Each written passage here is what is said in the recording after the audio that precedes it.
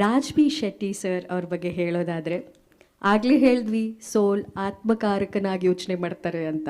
ಅದು ಒಂದು ಕಡೆ ಆದರೆ ಅವರ ಸ್ಕ್ರಿಪ್ಟ್ಗಳು, ಅವ್ರ ಸಿನಿಮಾಗಳು ನೋಡಿದಾಗ he seems to a very intellectual person. ಯಾವಾಗಲೂ ಅವ್ರ ಮಾತುಗಳಾಗಲಿ, ಅವ್ರ ನಡವಳಿಕೆ ಆಗಲಿ. ಅದ್ರ ಜೊತೆಗೆ ಅರ್ಜುನ್ ಸರ್ ಹೇಳಿರೋ ಹಾಗೆ ಅವ್ರ ಕತೆನ ಒಪ್ಸೋದು ತುಂಬ ಕಷ್ಟ ಅಂತ ಹೇಳಿದ್ರು ಸರ್. ತುಂಬ ಚೂಸಿ ಆಗಿರೋ ಕಾರಣ ಕತೆ ಒಪ್ಪಲ್ಲ, ಆಮೇಲೆ ಈಸಿ ಅಂತ ಹೇಳಿದ್ರು. ಇದ್ರ ಬಗ್ಗೆ ಒಂದು ತಿಳ್ಕೊಬೇಕು ಅನ್ನೋ ಆಸೆ ಇದೆ ನನಗೆ, ಪರ್ಸ್ನಲ್ ಆಸೆ. ಅದ್ರ ಜೊತೆಗೆ ನಮಗೆ ಹೆಮ್ಮೆ ಆಗುವಂಥ ವಿಷಯ ಏನು ಅಂದರೆ, ರಾಜ್ ಬಿ ಶೆಟ್ಟಿ ಸರ್ ಕನ್ನಡದಲ್ಲಿ ಅದ್ಭುತವಾದ ಸಿನಿಮಾಗಳನ್ನು ಮಾಡಿರೋದು ನಾವು ನೋಡಿದ್ದೀವಿ, ಮೆಚ್ಕೊಂಡಿದ್ದೀವಿ. ಈಗ ಮಲಯಾಳಂ ಸಿನಿಮಾದಲ್ಲಿ ಕೆಲಸ ಮಾಡ್ತಾ ಇದ್ದಾರೆ, ತಮಿಳ್ ಸಿನಿಮಾ ಡಿಸ್ಕಷನಲ್ಲಿದೆ ಅಂತ ಕೇಳಿದ್ದೀನಿ, ತೆಲುಗುಯಿಂದ ಆಫರ್ ಇದೆ ಅಂತ ಕೇಳಿದ್ದೀನಿ, ಹಿಂದಿ ಸಿನಿಮಾದಲ್ಲಿ ನಟಿಸ್ತಿದ್ದೀರಾ ಅಂತ ಕೇಳಿದ್ದೀನಿ. ನೀವು ಪ್ಯಾನ್ ಇಂಡಿಯಾ ಸಿನಿಮಾಗಳು ಮಾಡ್ತಿರೋದು ಅಷ್ಟೇ ಅಲ್ಲ ಸರ್, ಪ್ಯಾನ್ ಇಂಡಿಯಾ ಆ್ಯಕ್ಟರ್ ಆಗಿಬಿಟ್ಟಿದ್ದೀರಿ. ನಮ್ಮ ಕನ್ನಡಿಗರು ಈ ಮಟ್ಟಕ್ಕೆ ಸಿನಿಮಾಗಳನ್ನ ಮಾಡ್ತಿರೋದು ನಮಗೆ ತುಂಬ ಖುಷಿ ಆಗ್ತಾ ಇದೆ ಸರ್. ನಮಸ್ಕಾರ ಎಲ್ರಿಗೂ. ಜಾಸ್ತಿ ಹೊಗಳಿದಾಗ ಸಿಕ್ಕಾಪಟ್ಟೆ ಭಯ ಆಗುತ್ತೆ ನನಗೆ. ಫಸ್ಟ್ ಆಫ್ ಆಲ್ ನಾನು ಅಲ್ಲಿ ಕೂತ್ಕೊಂಡಾಗ ಅಂದರೆ ಈ ಸಿನಿಮಾದಲ್ಲಿ ಇಬ್ಬರೇ ಸೂಪರ್ ಸ್ಟಾರ್ ಇರೋದು. ನಾನು ಆ್ಯಕ್ಟರ್ ಅಷ್ಟೇ. ನಾನು ಯಾವುದೇ ಕಾರಣಕ್ಕೂ ಅವ್ರು ಮಾಡಿರೋವಂಥ ಕೆಲಸಗಳೇನು ಅಣ್ಣ ಸುಮ್ಮನೆ ಇರಿ ಅಣ್ಣ ಅವ್ರು ಮಾಡಿರೋವಂಥ ಕೆಲಸಗಳು, ಅವರು ಕೊಟ್ಟಂಥ ಸಿನಿಮಾಗಳು, ನಾನು ನೆನ್ನೆ ಮೊನ್ನೆ ಬಂದವನು. ನಂದಿನ್ನೂ 10 ವರ್ಷ ತುಂಬಿಲ್ಲ, 6-7 ವರ್ಷ ಆಗಿರೋದು. ಜಸ್ಟ್ ನಟಿಸಿದೆ ಅನ್ನೋ ಕಾರಣಕ್ಕೋಸ್ಕರ ನಾನು ಯಾವತ್ತೂ ಕೂಡ ಈ ಸಿನಿಮಾದ 3ನೇ ಸೂಪರ್ ಸ್ಟಾರ್ ಅಲ್ಲ, ಇಬ್ಬರು ಸೂಪರ್ ಸ್ಟಾರು, ನಾನೊಬ್ಬ ನಟ ಅಷ್ಟೇ. ಅಂದರೆ ಅದರಲ್ಲಿ ಯಾವುದೇ ಇದಿಲ್ಲ. ನನಗೆ ಪ್ರತಿ ಸತಿ ಹೇಳಿದಾಗ ನಂಗೆ ಒಂಥರ ನಾಚಿಕೆ ಆಗೋದು, ಒಂಥರ ನಿಜ ತಮಾಷೆ ಇಲ್ಲ, ನಿಜವಾಗ್ಲೂ ಆಕ್ವರ್ಡ್ ಅನ್ಸುತ್ತೆ. ಯಾಕಂದರೆ ನಾನು ಶಿವಣ್ಣ ಮತ್ತು ಉಪ್ಪಿ ಸರ್ ಇಬ್ಬರ ಹತ್ರನೂ ಹೇಳಿದೆ, ನನ್ನ ಭಾಗ್ಯ ಅವ್ರ ಮಧ್ಯ ಕೂತ್ಕೊಂಡು ಅವರು ಆನ್ ಸ್ಕ್ರೀನ್ ಬರಬೇಕಾದ್ರೆ ವಿಸಿಲ್ ಹೊಡೆಯೋದು, ಇದು ನನ್ನ ಭಾಗ್ಯ. ಆ್ಯಂಡ್ ಇನ್ನೊಂದು ಆ್ಯಕ್ಚುಲಿ ಒಪ್ಸೋದಕ್ಕೆ ಕಷ್ಟ. ಯಾಕಂದರೆ ನಾನು ಯಾವಾಗಲೂ ಒಬ್ಬ ನಿರ್ದೇಶಕನಾಗಿ ಯೋಚನೆ ಮಾಡ್ತಾ ಇರ್ತೀನಿ, ನನಗೆ ಬರಿಬೇಕು, ನಾನು ಡೈರೆಕ್ಟ್ ಮಾಡಬೇಕು ಅಂತ. ಆ್ಯಕ್ಟಿಂಗ್ ಅಂದ ತಕ್ಷಣ ನಾನು ಯಾವಾಗಲೂ ಯೋಚನೆ ಮಾಡೋದು, ಇದು ಆ್ಯಕ್ಟ್ ಮಾಡಿದ್ರೆ ಮತ್ತೆ ನಾನು ಡೈರೆಕ್ಷನಿಂದ ಎಷ್ಟು ದೂರ ಹೋಗ್ತೀನಿ ಅಂತ. ಸೊ ಅದರಿಂದ ನಾನು ಅರ್ಜುನ್ ಜನ್ಯ ಅವರನ್ನ ಎಲ್ಲ ರೀತಿಯಲ್ಲೂ ಕನ್ವಿನ್ಸ್ ಮಾಡೋಕ್ಕೆ ಟ್ರೈ ಮಾಡಿದೆ. ಸರ್ ಯಾರಾದರೂ ಚೆನ್ನಾಗಿರೋ ಹುಡುಗನ ಹಾಕ್ಕೊಳ್ಳಿ ಅಂತ.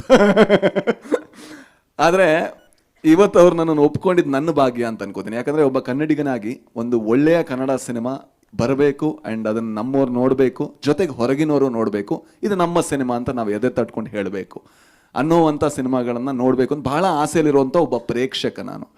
ಆ್ಯಂಡ್ ನಾನು ಇವತ್ತು ಈ ಟೀಸರ್ಗಿಂತ ಮುಂಚೆ ಅರ್ಜುನ್ ಸರಿಗೆ ಫೋನ್ ಮಾಡಿ ನಾನು ಹೇಳಿದ ಒಂದೇ ವಿಷಯ, ಸರ್ ನೆಕ್ಸ್ಟ್ ಸಿನಿಮಾ ಏನಾದರೂ ಬೇರೆ ಲ್ಯಾಂಗ್ವೇಜಲ್ಲಿ ಡೈರೆಕ್ಟ್ ಮಾಡಿದ್ರೆ ನೀವು ಮತ್ತೆ ಸರಿ ಇರಲ್ಲ, ಕನ್ನಡದಲ್ಲೇ ಮಾಡಬೇಕು ಅಂತ.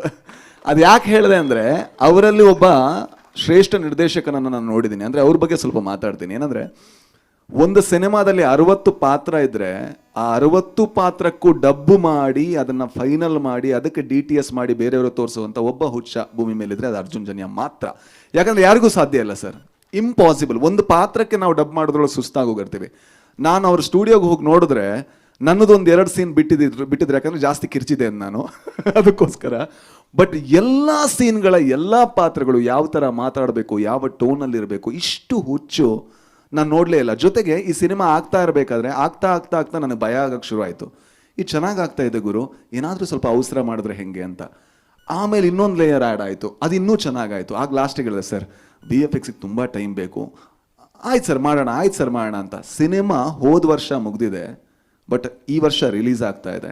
ಒಬ್ಬ ನಿರ್ದೇಶಕ ಇಷ್ಟು ತಾಳ್ಮೆಯನ್ನು ತಗೊಂಡು ಜೊತೆಗೆ ಒಬ್ಬ ನಿರ್ಮಾಪಕ ಅದಕ್ಕೆ ಬೆನ್ನೆಲುಬಾಗಿ ನಿಲ್ಲೋದು ಅಂದರೆ ಅದು ರಮೇಶ್ ರೆಡ್ಡಿ ಸರ್ ಮತ್ತು ಅರ್ಜುನ್ ಜನ್ಯ ಇವರಿಬ್ಬರ ಹಿರಿಮೆ ಅಂತ ಹೇಳ್ಬೋದು. ಜೊತೆಗೆ ನನಗೆ ಈ ಸಿನಿಮಾದಲ್ಲಿ ಆ್ಯಕ್ಟ್ ಮಾಡಿರುವಂಥ ಅವ್ರು ಯಾಕೆ ಇಬ್ಬರೂ ಕೂಡ ಸೂಪರ್ ಸ್ಟಾರ್ಸ್ ಅಂತ ಹೇಳ್ತೀನಿ, ಈ ಸಿನಿಮಾ ಆ್ಯಕ್ಟ್ ಮಾಡಿ ನಾನು ಹೊರಗೆ ಬಂದಾಗ ನಾನೊಬ್ಬ ಸ್ಟಾರ್ ನಟರ ಸಿನಿಮಾದಲ್ಲಿ ಆ್ಯಕ್ಟ್ ಮಾಡಿದೆ ಅಂತ ನನಗೆ ಯಾವತ್ತೂ ಅನಿಸಿಲ್ಲ. ಅವ್ರು ಯಾವತ್ತೂ ಕೂಡ ಅವರಲ್ಲಿರುವಂಥ ಹಿರಿಮೆಯ ಭಾರವನ್ನು ಒಬ್ಬ ನಟನ ಮೇಲೆ ಹಾಕಲ್ಲ. ಯಾಕಂದರೆ ನಮಗೆ ಹೆದರಿಕೆ ಇರುತ್ತೆ. ನಾನು ಶಿವಣ್ಣನ ಮುಂದೆ ಆ್ಯಕ್ಟ್ ಮಾಡ್ತಾ ಇದ್ದೀನಿ, ನಾನು ಉಪ್ಪಿ ಸರ್ ಮುಂದೆ ಆ್ಯಕ್ಟ್ ಮಾಡ್ತಾ ಇದ್ದೀನಿ. ಅದು ಯಾವುದನ್ನೂ ಮಾಡದೆ ನಾವು ಚೆನ್ನಾಗಿ ಮಾಡೋದಕ್ಕೆ ಏನೆಲ್ಲ ಸಪೋರ್ಟ್ ಮಾಡಬೇಕು ಅದನ್ನು ಮಾಡಿದಂತಹ ಮಹಾನ್ ಕೆಲಸಗಾರರು, ಕಲಾವಿದರು ಎಲ್ಲರೂ ಇವರೇ. ಥ್ಯಾಂಕ್ ಯು ಸೋ ಮಚ್ ಅಣ್ಣ, ನನ್ನನ್ನು ಸಹಿಸ್ಕೊಂಡಿದ್ದಕ್ಕೆ ಆ್ಯಂಡ್ ನನಗೊಂದು ಅವಕಾಶ ಕೊಟ್ಟಿದ್ದಕ್ಕೆ. ಆ್ಯಂಡ್ 45 ನಾನು ಅಂದ್ಕೊಂಡಂಗೆ ನಿಮ್ಮೆಲ್ಲರ ಹಾರೈಕೆಯಿಂದ ಬಹಳ ದೊಡ್ಡ ಸಿನಿಮಾ ಆಗಲಿ. ತುಂಬ ಕಷ್ಟಪಟ್ಟ ತಂಡ ಆ್ಯಂಡ್ ನಿಮ್ಮ ಸಪೋರ್ಟ್ ನಮ್ಮ ಜೊತೆಗಿರಲಿ. Thank you.